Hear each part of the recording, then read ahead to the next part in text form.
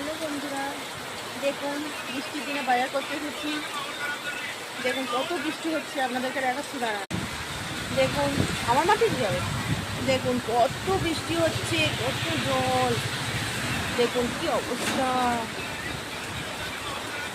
দেখেছেন কি মুষলধারে বৃষ্টি হচ্ছে।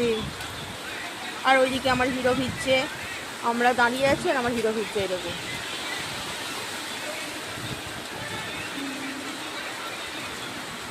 ঠিক আছে, দোকানটা থেকে সবজি বাজার করলাম, এদের কি অবস্থা দেখুন, অসহায় কিরকম একটা মহিলা সবজি বিক্রি করছে, ওদের কিচ্ছু বিক্রি হবে না, চিন্তায় পড়ে গেছে। দেখুন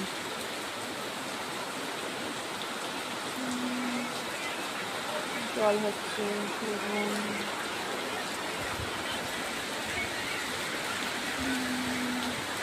কোনো মাছ বাজারে যাবো, কখন কি করব বোঝা যাচ্ছে না।